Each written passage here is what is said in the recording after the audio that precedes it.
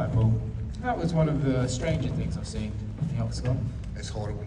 14 weeks, cancelled 4 weeks ago, moved now. The best shape I've ever been in. Moving back up to light heavyweight, I was wanting to make a stamp in that division again and be like, hey, I'm back, I'm fully healthy, not making massive cuts.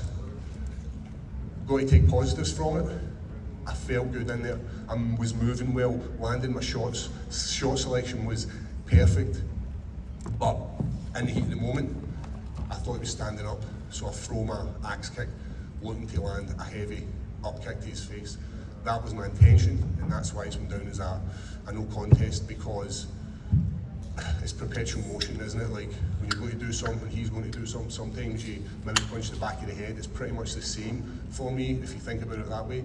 If the opponent moves, and you happen to connect with the back of his head, and it's a massive shot, and it maybe changes the outcome of a fight, that's what that was like for me. Yeah, I'm assuming you feel shit either way, but is it a bit better than a no contest rather than a DQ? I guess so. There's always positive to look on that. A loss is much worse than just a no contest, because I'm coming off a few losses. I was looking to get back in that win column. I'm still not there. It's the nature of this sport.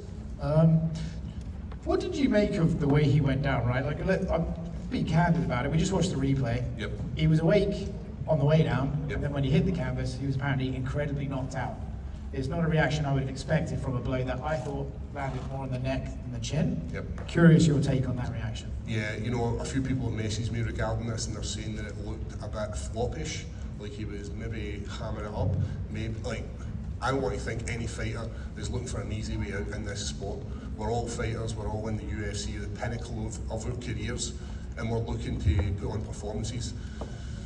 But I can see where people are looking at it and think it looks a bit floppish, like he's maybe taking a dive. I don't want to think that, but I'll need to watch it back. It's raw at the moment. Feel you. Did you speak with him afterwards? All respect, I'm sure, but did you speak to him? Did you get a gaze on how he was feeling at that particular moment as well? Yeah, you know, I was in the neutral corner. I was looking over and I was seeing him kind of like floating, and like he was trying to wrestle the referee, and then he was dazed. So I'm not sure. But when I spoke to him, he seemed pretty compos mentis. He was like, I don't know what happened. You know what? It's my fault as much as it is his fault. This is like, we shouldn't be looking to persecute him if he's taking the knee. It was an illegal move. So. Fair enough, and that's probably the correct attitude as well. Is this a fight you want to see rebooked? Is it what do you want now? Do you have to take some time off? Because obviously, like you said, you got in the best shape if you want. What's the next move, if you can even think about that right now? Yeah, looking forward. I'd love to rematch that, because that first round is one of my, like, thinking about it, how well I was moving, slipping shots, landing nice kicks, landing some heavy hands on his face. I'd love to run that back, but you got to see what the UFC says. You know, I'm also coming to that was the last fight in my contract, so who knows what's going to happen within the next 6 months of my career. Like, you never know. But for me right now, I would fight any light heavyweight the UFC offers. And just one from outside tonight, did you think about maybe getting some money from Venom for proving how hard their tops are to rip? That was 20 fights I've had in the UFC, and I think I've at least ripped 15 t-shirts. That is the first time in my 20 fights that a t-shirt has just stretched, and I was like, oh my God. And if you look at my face, I'm so intense, I'm like, and I get my arms out full extension, and I'm like, this sucker ain't ripped. And like the back of my neck's all ripped for the t-shirt.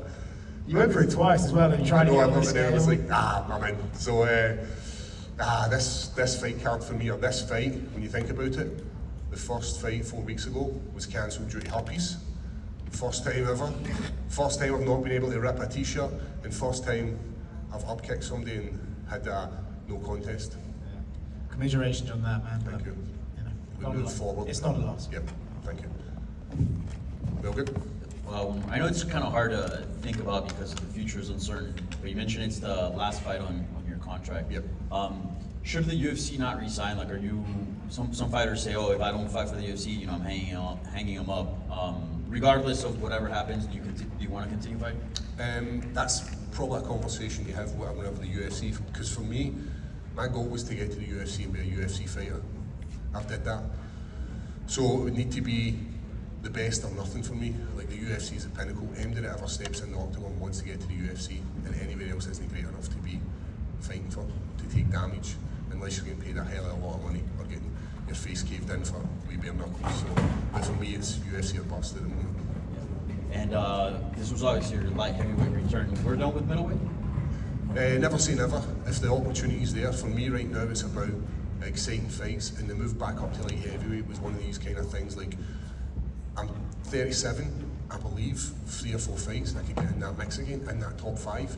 I'm the only person to have a victory over the champ currently. Like, right, it was his very first fight, but he's still the same guy, and he's still never been beat apart from myself. You put me in the octagon with that guy again, and I'll do the exact same thing again. I'll wrap that triangle up and I'll finish him.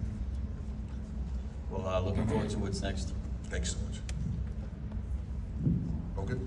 Oh. One more. Paul, walking into this fight, knowing that this was your last fight on your contract, how do you manage those emotions and expectations as you go in? I think, see, if you put a bit of onus on it being the last fight and having all these milestones, I think you'll worry about it too much. So I was going in there, and as you see me in my walkout, my last 2 fights has been the most loose I've ever been in a fight, and it transpires into the fight. When I feel loose walking out and I hear that music, it's into my soul, and I get to dance and I get to move so much better, rather than going in with this sort of stern walk. So I think going in thinking about, I need to get a victory here, I need to get a sub, I need to get a knockout to get a new contract. I think it's all the wrong way to look at this. If the UFC want me to fight, the UFC want me to fight. If they don't, then I'll deal with that. And if this is the last time, what are you most proud of? You know, getting victories over guys like Jamal Hill, that break of the arm, getting the victory over Ankalaev, beating Shogun after the rematch, up kick to Belato's face. You know, these are all milestones for me. Thank you. All good? Perfect, thank you very much.